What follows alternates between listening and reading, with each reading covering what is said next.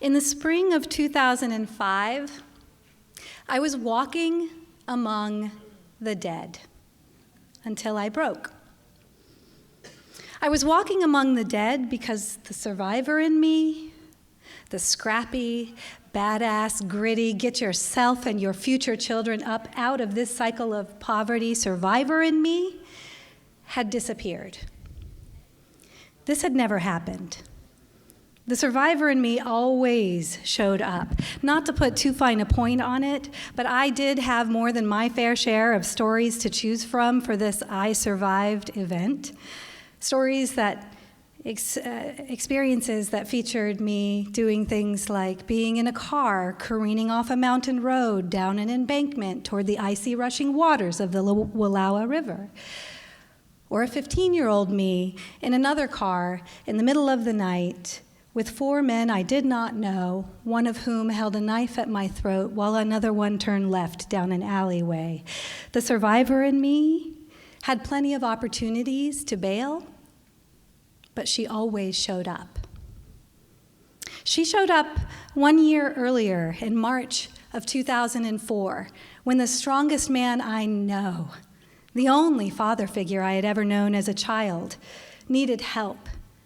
This man who had survived gunshot wounds, prison stints, prison breaks. This man, my grandfather, needed help using his bedside commode in the last days of his terminal cancer. And the survivor in me, she showed up.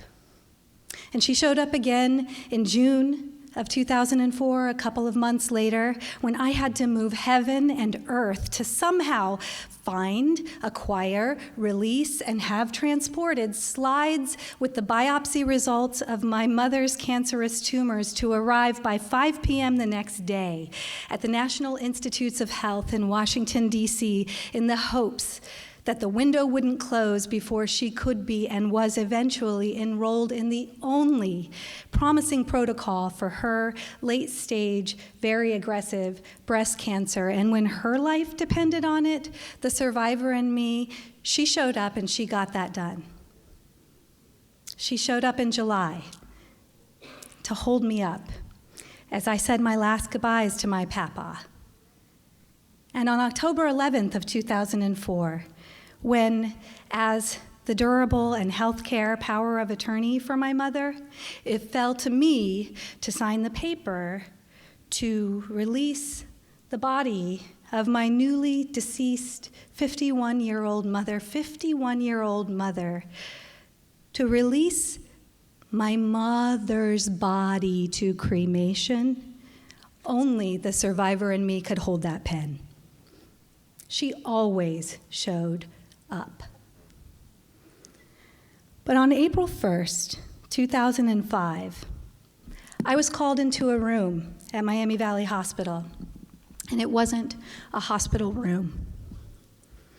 It was the kind of room you never want to see the inside of in an emergency department in a hospital. It was where the chaplain told me that my 21-year-old, but really still to me, baby brother, Ryan, had died in a car accident. When that happened, the survivor in me disappeared, like fairy dust.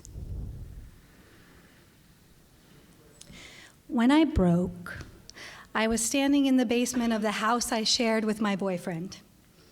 He was standing right next to me. We were, of all things, folding laundry. I'm sure things appeared normal to him because he had no idea that the woman folding laundry with him had been walking among the dead.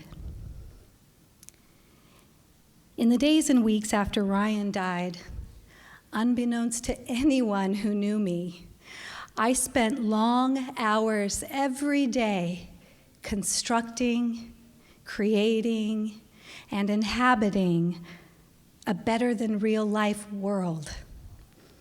A world where little brothers with impossibly long eyelashes, with eyelashes so long that it looked like his eyes squirt tears when he cried. A world where little brothers who want nothing more than to love their big sisters don't die.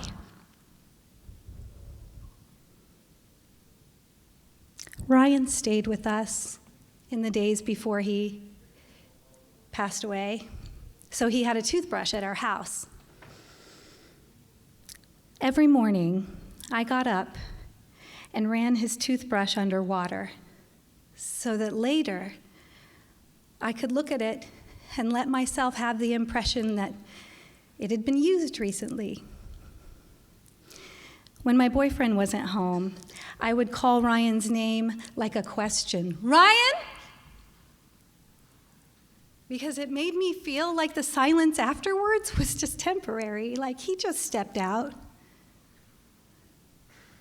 But my greatest indulgence, the thing I loved to do the most, the thing I did at least once a day, and usually more, was to creep down the stairs to our basement, where I had stuffed the bundle of Ryan's sheets that he used when he was with us and hidden it behind the washing machine. And I would lift up that bundle of light green flannel sheets, and I would close my eyes and bury my face, and I would breathe in Ryan air. And I would slip away where Ryan and I breathed together. And then I would tuck the bundle back behind the washing machine and go pretend to be among the living. The girl who was folding laundry with her boyfriend was little more than a flesh costume. But I was practiced enough at pretend living to notice and to ask, "Did you get new sheets?" Because as far as I knew, we didn't have any pale yellow flannel sheets. And then he said, "No, I put too much bleach in. I found these behind the washing machine and I just threw them in with my whites."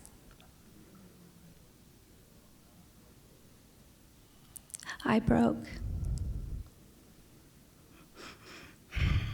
When I broke, my body fell to the floor, but the rest of me, the me of me, just kept falling, and finally, I could not feel a thing. I couldn't feel a thing, but I could hear something. An awful, awful noise. It was deep, it was loud, it was animal-like, it was seemingly unending, and it was coming from my mouth. But whatever that banshee call was, there was some old magic in it, because it called me back from the abyss.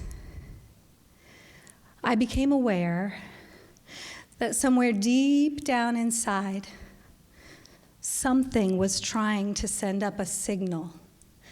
Someone was sending up a sign of life. Someone was climbing towards that pile of flesh, clutching a fresh-smelling flannel sheet on a concrete floor.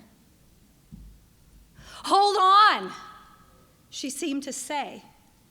"Hold on, I am still in here. I am making my way back to you. I will be back. Hold on," she would have said if words could have come through the hiccups and the barking coughs and the tears and mascara and hair and, okay, yes, snot all over my face. But suffice it to say, the inner survivor in me was back. She found a way to push through the abyss. She She found a way to emerge like a canary from a coal mine, stuttering, sputtering, soot-covered, and ready to stake my claim on this life. When I came back from breaking, I learned that I can survive all of my losses. I learned that we can survive anything so long as we hold space for our grief. Grief is my constant companion, right alongside gratitude and abundance and the boyfriend, now husband, and our 2 beautiful sons. Here's what I know, Dayton. The only thing bigger than loss is the love and the life that survives it.